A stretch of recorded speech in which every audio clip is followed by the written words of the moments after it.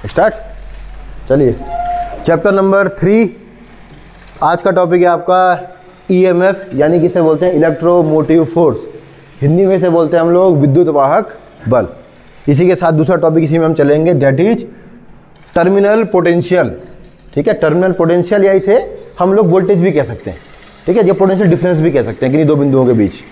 इसी में तीसरा टॉपिक आपका चलेगा इंटरनल रेजिस्टेंस ऑफ सेल, यानी कि हम इन तीनों चीज़ों को आज एक साथ पढ़ने वाले हैं इस टॉपिक में। तो मैं यहाँ से चल रहा हूँ आपका, पहले इस चीज़ को समझो। आपका पहले समझो इंटरनल रेजिस्टेंस ऑफ सेल, यानी कि किसी भी सेल का आंतरिक प्रतिरोध। जैसा कि नाम से पता चल रहा है आपका, इंटरनल रेजिस्टेंस का मतलब सेल का अपना रेजिस्टेंस। देखिए पहले डेफिनेशन समझना इसकी है ना, पहले डेफिनेशन बोल देता हूँ मैं आपको, लिखना आप चाहो तो लिख सकते हो इसे।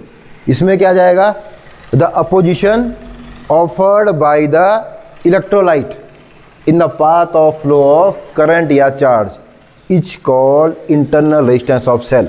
फिर से बोल रहा हूँ मैं एक बार, क्या आएगा, the opposition offered by the electrolyte और constituting material of cell in the path of flow of current is called internal resistance of cell. किसी भी सेल का वह प्रतिरोध जो कि उसके कॉन्स्टिट्यूटिंग मटेरियल जिनसे कि सेल बना है वो उत्पन्न करते हैं विद्युत धारा के मार्ग पर, उसे बोलते हैं इंटरनल रेजिस्टेंस ऑफ सेल। समझ रहे हो, यानी कि सेल का भी अपना प्रतिरोध होता है। इसे हम दिखाते हैं, देखिए इससे सेल को तो हम दिखाते हैं ऐसे करके, और इसी के साथ छोटा सा जोड़ दो इसे, देखो ये करके small R, this is called internal resistance. इसका सिंबल होता है स्मॉल आर से दिखाया जाता है आपका, देखिए।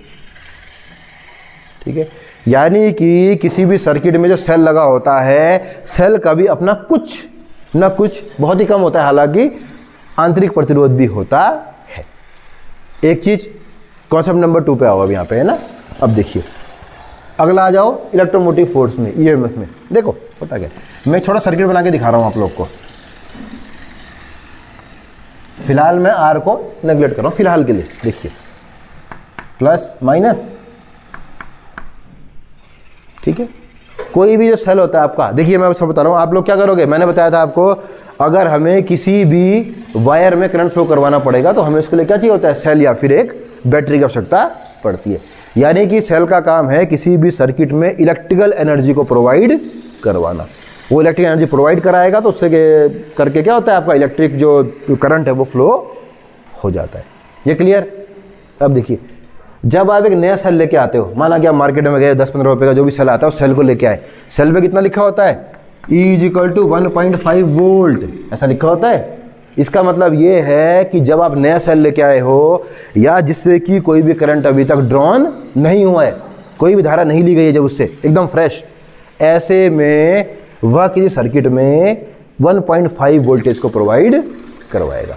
यानी कि सेल के जो दोनों पॉइंट है, देखो जब वो सेल सर्किट में नहीं है तो सेल के दोनों इलेक्ट्रोडों के बीच का पोटेंशियल का difference, that is called electromotive force. इसकी डेफिनेशन क्या बनेगी आपकी, electromotive force is equal to potential difference across the electrodes of cell when it is not in circuit, या when current is not drawn by the cell. जबकि cell क्या होता है, cell से करंट नहीं लिया जाता है तब, या मैं ऐसा कह सकता हूं कि जबकि सेल की सर्किट में नहीं लगा होता है, तो जो इसका पोटेंशियल डिफरेंस होता है at time, that is called electromotive force. ठीक, अगला देखो, जब मैंने इस सेल को किसी सर्किट में जोड़ दिया, अब इससे क्या हो जाएगा, यहां से इलेक्ट्रॉन चलेंगे, यहां की ओर जाना शुरू कर देंगे, और इसके अपोजिट डायरेक्शन में क्या होता है, विद्युत करंट या विद्युत धारा क्या होती है, प्रभावित होनी शुरू हो जाएगी। यानी कि सेल जब एक सर्किट में लग गया, सेल ने फंक्शन किया और करंट आई को फ्लो इस सर्किट में करवा दिया, तो ऐसे में ध्यान देना, इसके माना कोई भी दो टर्मिनल मान लो, मैंने यहां से लेता हूं इन दो टर्मिनलों के बीच का, माना कि let this A this B, cell के या सर्किट में किन्हीं दो बिंदुओं के बीच के पोटेंशियल डिफरेंस को बोलते हैं टर्मिनल पोटेंशियल।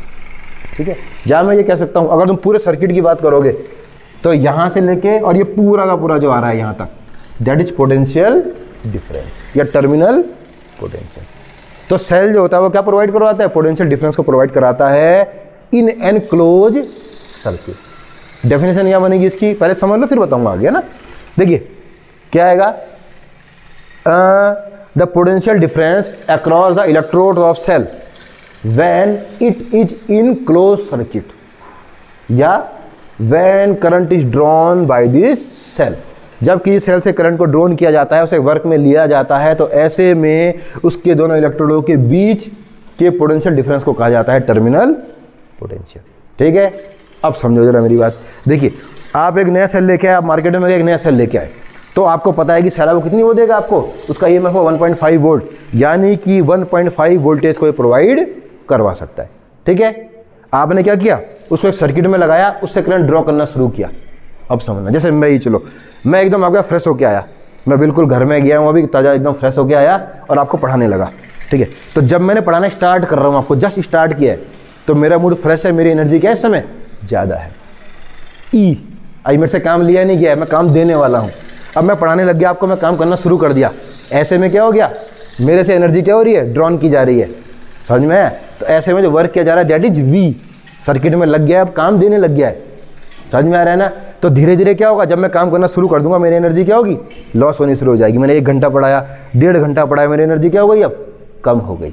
समझ में आ रहा है ना? तो धीरे धीरे एनर्जी कम होती है। इस कारण से हमेशा ध्यान रखना, V का मान E से छोटा होता है। जब मैं फ्रेश था मेरी एनर्जी ज़्यादा थी, जब मैं काम में लगे एनर्जी मेरी क्या हो गई, कम हो गई। तो ये E है जो इस V को प्रोवाइड करवा रहा है, यानी कि इलेक्ट्रोमोटिव फोर्स से टर्मिनल पोटेंशियल को प्रोवाइड करवाया जा रहा है। क्लियर? एक और चीज़ समझो आगे, अभी से मिटा दूँ। सेल कैसा होता है, कुछ ऐसा होता है सेल, ये होता है सेल। मैं एक पेंसिल सेल की बात कर रहा हूँ जो आप घर में यूज़ करते हो। ये पॉजिटिव एंड होता है उसका ऊपर वाला, और नीचे वाला होता है उसका कुछ ऐसा होता है। देखिए, नीचे वाला एंड जो होता है दैट इज नेगेटिव है। ठीक है, negative terminal this, positive terminal this. ठीक है, आगे चलो। अब देखिए, अब जब मैंने एक सेल लिया, अब ध्यान देना, मैं उसको भी लेके आ रहा हूँ इंटरनल रेजिस्टेंस को साथ में। देखिए अब होता क्या है इसमें, देखो आप एक सेल लेके आए 1.5 वोल्ट का, ठीक है, या मैं बोलूँ आपने एक बैटरी लगा दी पूरी की पूरी। ठीक, चलो सेल से लेते हैं काम। 1.5 वोल्ट का आपने कोई सेल लगाया और आपने देखा कि क्या इससे होता है। एक सर्किट में लगाई आपका, ठीक है जी। जब आपने यहाँ पे ऑब्जर्व किया तो देखा कि माना कि इससे वोल्टेज जो टोटल मिल रही थी आपकी, वो मिल रही थी माना कि 1 वोल्ट। ठीक है, यानी कि सर्किट में मान रखा, माना कि इससे 1 वोल्ट की वोल्टेज मिल रही है। या मान लो कि रेजिस्टेंस, चलो समझाता हूँ, 1 ओम का रेजिस्टेंस है। माना कि इसमें करंट जो प्रवाहित हो रहा है उसकी वैल्यू भी है I इक्वल टू कितना, 1 एम्पियर। ठीक, आपने इस सर्किट को, इस सेल को उसमें लगाया और देखा कि 1 ओम के रेजिस्टेंस पर 1 एम्पियर का करंट क्या हो रहा है, ड्रॉन हो रहा है। मल्टीप्लाई करो तो potential difference V equal to IR से कितना हो जाएगा आपका, 1 इंटू 1 बराबर 1 वोल्ट। इसका EMF कितना है आपका, 1.5 वोल्ट। तो 0.5 कहाँ गया, समझो इस चीज़ को मैं क्या बोलना चाह रहा हूँ। आपने अब सेल को यूज़ किया तो हुआ क्या, यहाँ पे जो आपकी टोटल वोल्टेज आई है, टर्मिनल पोटेंशियल का मान जो आया दैट इज 1 वोल्ट, जबकि कितना था, EMF तो इसका 1.5 वोल्ट है। तो ये बाकी लॉस हुआ यहाँ पे, वो लॉस जो करता है आपका दैट इज इंटरनल रेजिस्टेंस, ये R। कुछ करंट को क्या हो गया, इंटरनल रेजिस्टेंस R भी खा गया।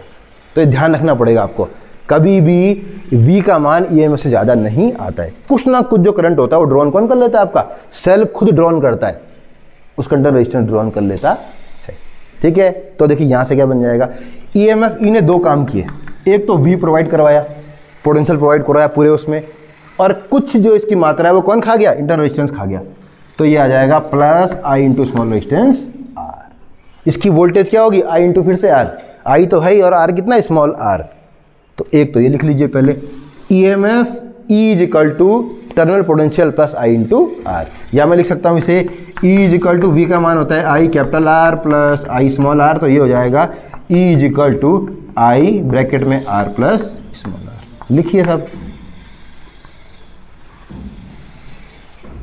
तुम्हें दिख रहा है, लिखो। ऐसा होता है। तो this is the concept.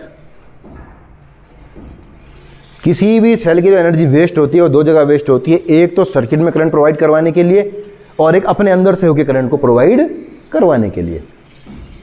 2 type के रेजिस्टेंस, एक आउटर रेजिस्टेंस जो कि जैसे जितना भी होगा बाहर लगा होगा, सर्किट में लगा होगा, एक सेल का अपना प्रतिरोध। जिससे सेल बन रहा है वो भी कुछ जनरेट करते हैं। तो दिस, ठीक है, ये क्लियर। ई का हमारे स्टेज आई से क्या होगा, हमेशा बड़ा होगा। तीनों चीज क्लियर। आगे बढ़ूं। अब एक चीज और समझो इसमें, कभी कभी तुमसे पूछता है कि इलेक्ट्रोमोटिव फोर्स आ रहा है ना इसमें नाम, क्या ये एक फोर्स है? या तुमसे पूछता है क्या विद्युत वाहक बल एक बल होता है? किसी को इसका आंसर पता है तो बता सकता है, अदरवाइज मैं बताने की कोशिश करूंगा। एनीवन? चलो कोई बात नहीं, बताता हूं। अगर ऐसा क्वेश्चन मिले तुम्हें, कई बार मिलता है एक नंबर पे, तो लिखना है तुम्हें, no, electromotive force is not a force, it is just a potential difference. अभी बताया मैंने क्या है, ये एक का पोटेंशियल डिफरेंस है, इलेक्ट्रोडों के बीच का पोटेंशियल का डिफरेंस, नॉट ए फोर्स। अगर ये फोर्स होता तो इसकी यूनिट क्या होती, न्यूटन होती। इसकी यूनिट क्या होती है, की वोल्ट, 1.5 वोल्ट। तो दीजिए वोल्टेज या दीजिए terminal potential across the ends of electrodes when current is not drawn by the cell. Clear? तो विद्युत वाहक बल एक बल नहीं है, बल्कि ये क्या है, दो टर्मिनलों के बीच का पोटेंशियल का डिफरेंस होता है। तो आपको ये ध्यान में रखना है।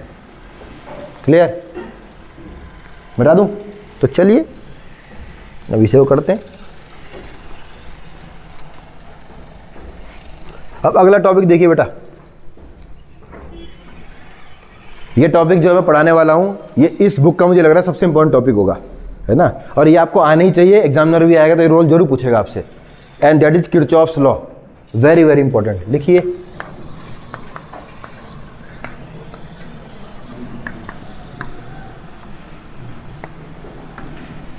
One of the most important topic of this book. ठीक है, किरचॉफ एक साइंटिस्ट थे जिन्होंने कि क्या किया, किसी भी इलेक्ट्रिकल सर्किट का मतलब जैसे मैंने आपको दिखाया था, आपका ऐसा कंपोनेंट जिसमें क्या होता है, कई सारे करंट आ रहे होते हैं, जा रहे होते हैं, कई से एनर्जी ली जा रही होती है, वोल्टमीटर लगे होते हैं, एमीटर लगे होते हैं, रेजिस्टेंस लगे होते हैं, combination of all this called electrical network और इलेक्ट्रिकल सर्किट। तो इलेक्ट्रिकल सर्किट को सिंप्लीफाई करने के लिए, या करंट का फ्लो कैसा होगा, एनर्जी का फ्लो कैसा होगा, उसको देने के लिए किरचॉफ एक साइंटिस्ट, इन्होंने अपने दो लॉ दिए। इससे पहला लॉ क्या पढ़ा तुमने, ओम्स लॉ पढ़ा था ना इससे पहले। एक तो ओम्स का लॉ पढ़ा आपने, अब किरचॉफ्स लॉ आएगा। जो कमियां ओम्स के लॉ में रह गई थी या जो चीज़ें ओम्स के लॉ से नहीं हो पा रही थी, उसको जस्टिफाई करने के लिए किरचॉफ्स के दो लॉ आपके पास आएंगे। तो फर्स्ट लॉ है इसका जंक्शन लॉ। किरचॉफ ने दो लॉ दिए आपके, जिसमें कि फर्स्ट लॉ को हम लोग बोलते हैं संधि का नियम या जंक्शन लॉ। एक दूसरा लॉ भी है, लिख लीजिए चाहे, that is loop law. Loop या मैश बोलते हैं इसे। तो दो लॉ हैं किरचॉफ के, पहला लॉ है आपका जंक्शन लॉ, दूसरा है लूप लॉ या मैश लॉ। तो पहले लॉ को देख लेते हैं हम लोग, और ये आपको आना ही चाहिए बिल्कुल। बताऊं, संधि का नियम लिखना चाहो आप लिख सकते हो, है ना? क्या जाएगा आपका, the algebraic sum of all the currents meeting at any junction, the algebraic sum of all currents, the algebraic sum of all currents meeting at any junction in an electrical network, meeting at any junction in an electrical network is 0। किसी भी संधि पर मिलने वाली समस्त धाराओं का बीजगणितीय योग शून्य होता है। किसके अंदर, किसी इलेक्ट्रिकल नेटवर्क के अंदर। The algebraic sum of all currents meeting at any junction in an electrical network is equal to 0। यानी कि ये लॉ कहता है कि summation of I is equal to 0। ठीक है, एल्जेब्रिक सम का मतलब जिस सम में हम लोग चिन्ह का भी ध्यान रखते हैं। चिन्ह का ध्यान का मतलब अगर आने वाली धारा को हम पॉजिटिव मान रहे हैं संधि की ओर, तो जाने वाली धारा को क्या माना जाएगा, नेगेटिव माना जाएगा। देख लीजिए, उससे बना के दिखाता हूं आपको। देखिए, माना है कोई जंक्शन है, इस पर माना कि ये 5 तार मिल रहे हैं आपस में। अभी मैं दिखाऊंगा अभी जंक्शन को, एक दूसरा सर्किट जब बनाऊंगा तो पूरा दिखाऊंगा कि कैसे क्या होता है, पर फिलहाल समझने के लिए देख लीजिए। माना है कोई जंक्शन है, जंक्शन का मतलब जहां पर दो या दो से अधिक तार आपस में क्या हो रहे हैं, मिल रहे होते हैं। देखिए, माना कि इसे मान लो I1 करंट, ये I2 है, लेट दिस इज I3। ये 3 करंट अंदर की ओर आ रहे हैं और 2 करंट जंक्शन के बाहर की ओर जा रहे हैं। यानी कि मान लीजिए I4 और I5, दीज 2 करंट क्या आएगा, बाहर की ओर। तो ऐसे में क्या कह रहा है, एल्जेब्रिक सम मतलब विद चिन्ह। अगर मैं अंदर आने वाले करंट को पॉजिटिव मानूंगा तो बाहर जाने वाले को negative. Simple. I1 plus I2 plus I3 minus I4 minus I5 is equal to 0। तो जब मैं इनका सम करूंगा, एल्जेब्रिक सम करूंगा, तो दैट इज इक्वल टू 0। या यहाँ से लिख सकते हैं हम लोग I1 plus I2 plus I3 is equal to I4 plus I5। अगर मैं इन दोनों को उधर ले गया नेगेटिव में तो पॉजिटिव में बन जाएंगे, तो दिस, ठीक है। यानी कि आने वाला करंट बराबर जाने वाला current, incoming current is equal to outgoing current. तो ऐसा भी लिख सकते हैं आप लोग, summation of incoming current is equal to summation of outgoing current.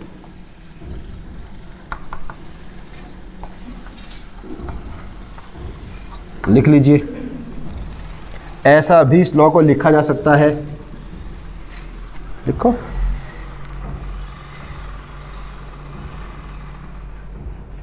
आने वाली धारा बराबर जाने वाली धारा।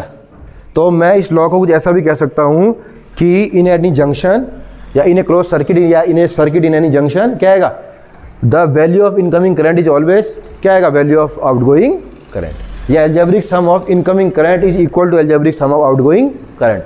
आने वाली धारा बराबर जाने वाली धारा। आगे बढ़ूं, ठीक है।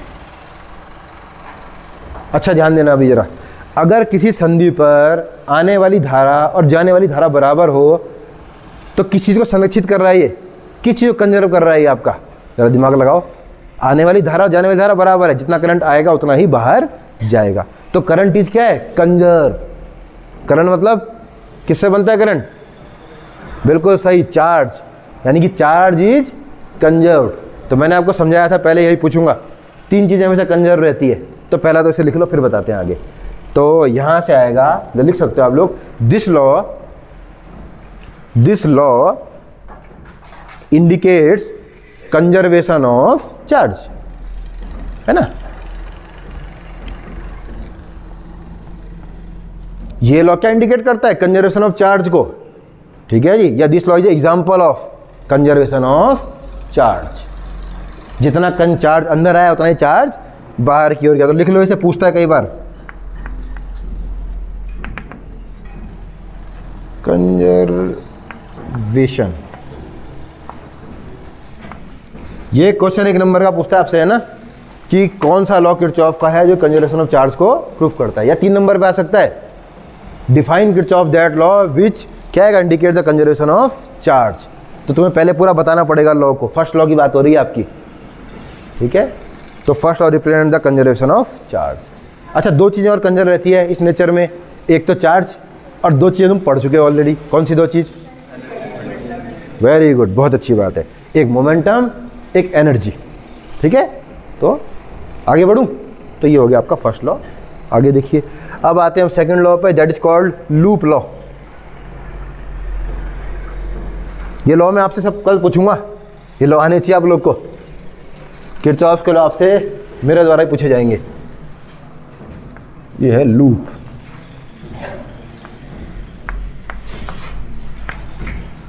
लिखो साहब, ठीक है। पहले लॉ को समझ लीजिए, उसके बाद फिर मैं बता दूंगा। ये लॉ कुछ ऐसा है, पहले मैं इसको लिख रहा हूं, summation of E is equal to summation of I R. पहले मैं इस लॉ को समझाया हूं आपको, उसके बाद जब प्रूफ करवाऊंगा ऐसे तो पूरा सर्किट लेके प्रूफ करवाऊंगा एक, है ना।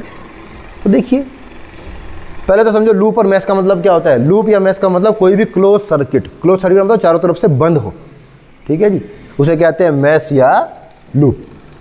इंग्लिश, हिंदी में भी लूप कहते हैं शायद, पाश। हिंदी में आपने पढ़ा बंद पाश का नियम, ठीक है, ये कहते हैं ऐसा कुछ, पाश, ठीक है।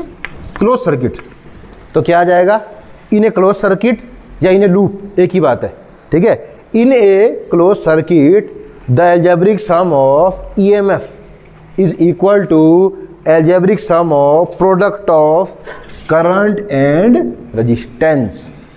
That's it. This is called क्या आ जाएगा आपका, मैश लॉ। यानी किसी भी बंद पाथ के अंदर या क्लोज सर्किट के अंदर विद्युत वाहक बलों का बीजगणितीय योग बराबर होता है करंट यानी कि धारा और संगत प्रतिरोध के गुणनफल के बीजगणितीय योग के बराबर। तो दोनों चीज़ याद रखनी है, गुणनफल का बीजगणितीय योग है ये, ठीक है। तो या तो ऐसा लिख सकते हैं आप लोग, या ऐसा भी दे सकते हैं, कुछ बुक्स में तो ऐसा मिलेगा, the algebraic sum of EMF and क्या आ जाएगा, summation of product and summation of product of current and resistance is always equal to 0। यानी कि इन दोनों का एल्जेब्रिक सम हम करेंगे तो क्या आ जाएगा, ये 0 आ जाएगा। यानी कि कुछ ऐसा बोल रहा होता है उस समय, summation of E minus summation of IR is equal to 0, ऐसा भी लिख सकते हैं आप लोग, है ना। समझ लो पहले इस चीज़ को, ठीक है। अब समझो इसे। अब इसको मैं प्रूफ करवाने के लिए आपको सर्किट दे रहा हूँ और इसी में मैं करवा रहा हूँ। देखिए, हमने एक सेल लिया, एक सर्किट बनाइए मेरे साथ,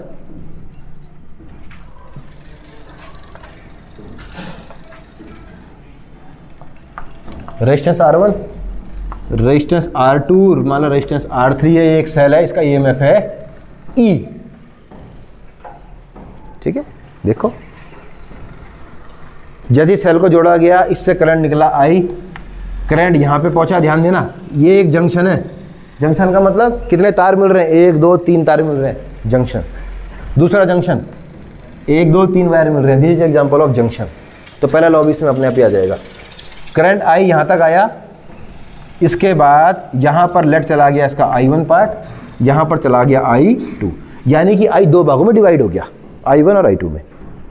I2 वाला इस पे भी आएगा, इस पे भी आएगा, ये I2 चल रहा है यहाँ पे, और यहाँ तक फिर से I2 या I1, ये दोनों दोबारा से मिले, I बने और ये वापस नेगेटिव आएंगे। देखो इसे एक बार, मैंने एक सर्किट लिया है जिसमें कि 3 रेजिस्टेंस जुड़े हुए हैं आपस में। ये समझाने के लिए बता रहा हूँ कि कैसे आपका एक लूप या मैश बनेगा।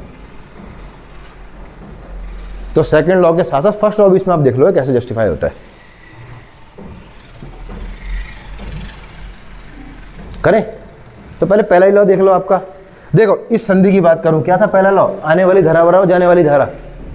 आने वाला करंट कितना है, I इज इक्वल टू जाने वाला करंट I1 और I2, I1 प्लस I2।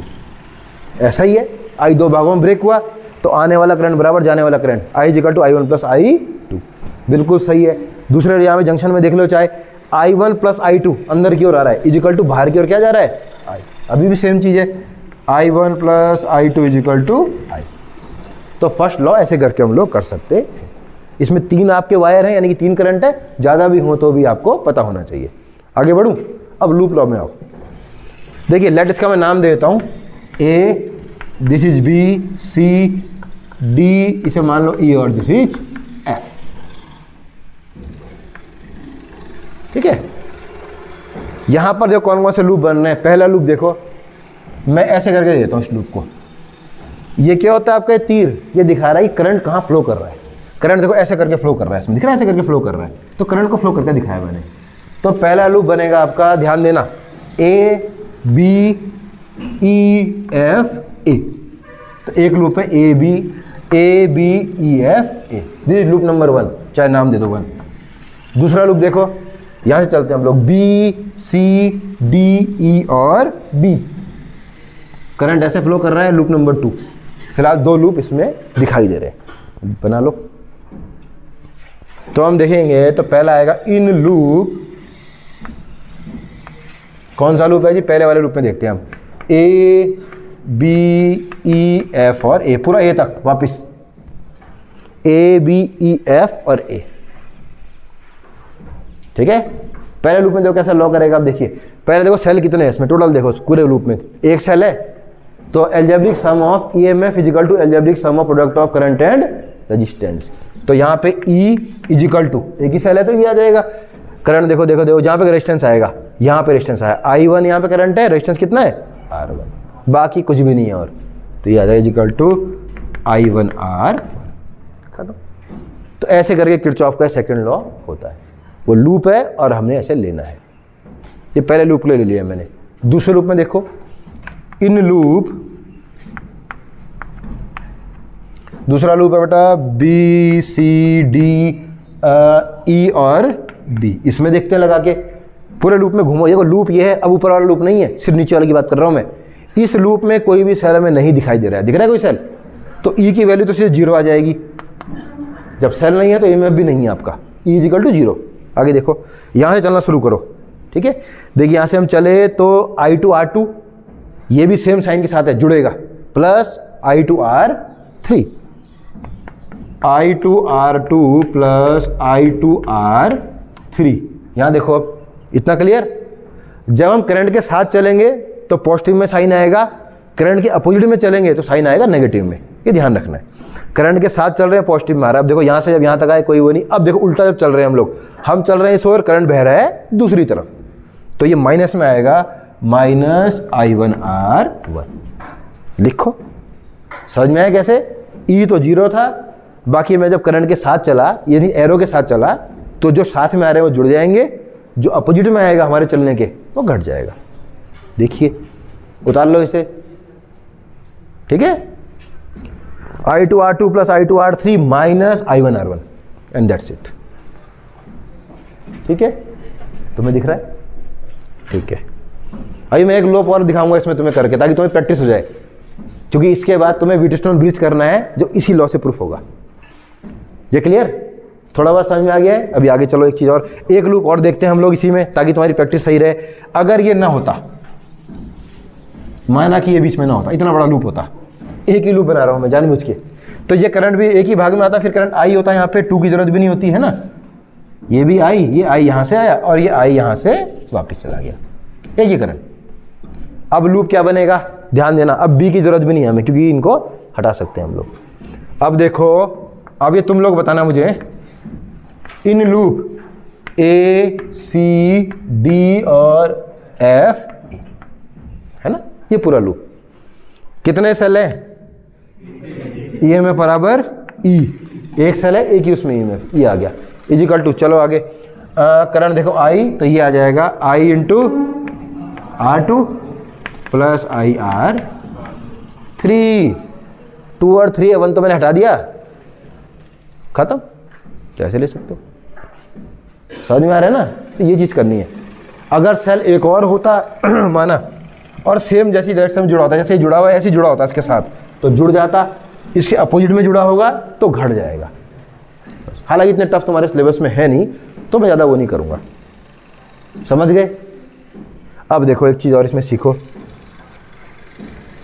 हमें पता है, अच्छा एक चीज़ अभी मैंने तुम्हें इससे पहले बताया था आपको, क्या कि ई और वी के बारे में बताया था ना, ईएमएफ ई और वोल्टेज क्या होती है? V, potential difference we.